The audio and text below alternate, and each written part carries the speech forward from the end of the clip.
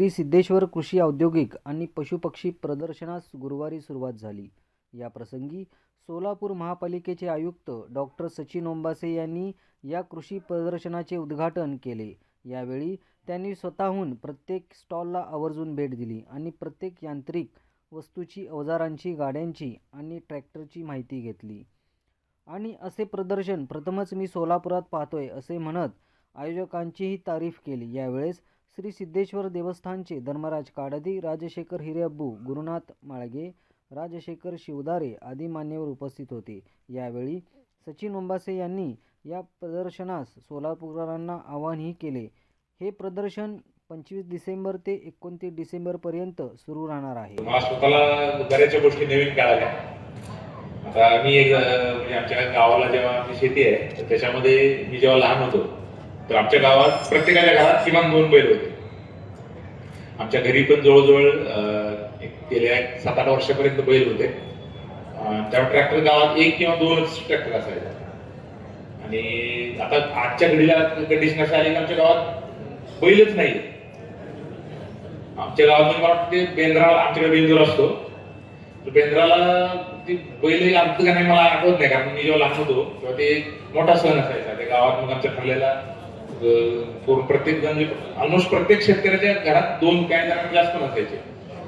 तर आजच्या घडीला मग काय झालं की आता शासनाचा पण चांगलं हे आहे, म्हणजे त्याला मोटिवेशन आहे की ऑलमोस्ट प्रत्येकाच्या घरात आता मी आमच्या घरात बघतो ना, तिथे प्रत्येकाकडे ट्रॅक्टर आलेला आहे. परंतु शेतीचं जे म्हणजे बऱ्याचशा गोष्टी आपण म्हणतो ना, मी अजून मला आठवते 2000 माझं जेव्हा MBBS झालं त्यानंतर मी एकदा असंच आईबरोबर मी बाजारात गेलो होतो बाजार करायला. तर मला वाटतं तेव्हा वांग्याचा दर होता 40 रुपये किलो. आज मला वाटतं तेवढंच आहे. आता किती आहे ते नव्हतं. मी 2010 का 12 मध्ये मला अजून आठवते तेव्हा पण ते बटाटा, कांद्याचा कमी जास्त होता, पण वांग्याचा रेट होता तो 40 रुपये किलो होता. आज जवळजवळ त्याला किती झाले, 2011 त्याचा मला आठवत होते 2010चा रेट आणि 2025 आले तो रेट तेवढाच आहे. परंतु त्या ट्रॅक्टरची किंमत तेव्हा 2 लाख होती, ती आता 8 लाख झाली, 12 लाख झाली. परंतु आपल्या वांग्याचा रेट तेवढाच आहे ना. म्हणजे शेतीमध्ये त्यामुळे सांगतो अल्टिमेटली आपले जी लागणारा खर्च आहे तो वाढत चालला. त्यावेळेस समजा ते काहीतरी 40 रुपये लिटर का 50 रुपये लिटर आपलं डिझेल होतं है ना. आता ते 100 रुपयाच्या वर गेले. म्हणजे प्रत्येक गोष्ट आपलं त्या सीडचं जे पॅकेट भेटायचं आपलं म्हणजे बियाणं आहे त्याची कॉस्ट जवळजवळ तिप्पट चौपट झाली. परंतु आपला जो शेतकऱ्याला येणारा जो उत्पन्नाचा दर आहे तो तेवढाच फिक्स आहे. त्यामुळं दर का वाढत नाही. समजा कापूस आहे, सोयाबीन आहे, त्याला इंटरनॅशनल मार्केटचा इम्पॅक्ट आहे. आपण किती पण जास्त उत्पादन केलं तर ते अमेरिकेमधले, रशियामधले, तर किंवा सोयाबीनच्या उत्पादनामध्ये ब्राझील आहे, तर ते जे देश आहेत ते एवढ्या मोठ्या क्वांटिटीत एवढा स्वस्त तयार करतात की आपल्याकडे किती पण दर वाढला तर ते एका लिमिटच्या पलीकडे वाढू शकत नाही. त्यामुळं आपलं एक बरेकरी उत्पादन वाढलं पाहिजे आणि कॉस्ट कमी झाली पाहिजे. त्यासाठी त्याच्यामध्ये महत्वाचा फॅक्टर आहे की बाबा जास्तीत जास्त मेकॅनायझेशन करणे.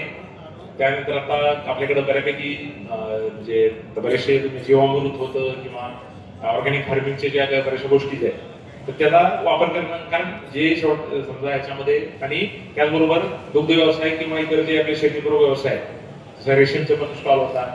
तर मला वाटतं हे जे बरेचसे आपले जे शेतकरी बांधव आहेत बऱ्याच वेळा इथं सोलापूर फेरफटका मारत 4-5 दिवसात फेरफटका मारून 2 तास काय नवीन गोष्टी आहेत बघितल्या पाहिजेत.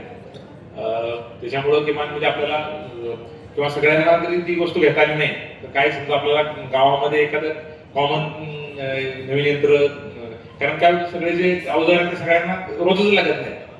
ठीक आहे. परंतु मग तुम्ही आता गावात विचारलं प्रत्येक जण काय घेतो ट्रॅक्टर, ते म्हणले की जेव्हा गरज असते तेव्हा मिळत नाही. प्रत्येक जण ट्रॅक्टर घेतो, प्रत्येक जण ते काम नाही घेतो, म्हणजे प्रत्येकाला तेवढी गरज नाही. पण मग ते कसं असतं म्हणतो की मला जेव्हा लागतंय वापसा येते तेव्हा सगळ्यांनाच लागते. परंतु मला वाटतं हे थोडंसं आपल्याकडं ते कल्चर केलं म्हणजे ऍक्च्युली सगळ्यांना काही रोटावेटर रोज लागत नाही, सगळ्यांना काय ते पेरणीचे जर लागत नाही. ते समजा कॉमन जरी घेता आलं 2-4 लोकांनी कॉस्ट पण कमी होती, मेंटेनन्सची कॉस्ट कमी होती. तर मला वाटतं त्याचा पण विचार झाला पाहिजे. आणि पुन्हा एकदा जे आयोजक आहेत एवढं मोठं आपलं प्रदर्शन आयोजित केलेलं आहे तर त्याचा जास्तीत जास्त लोकांनी पुन्हा एकदा याचा फायदा घ्यावा.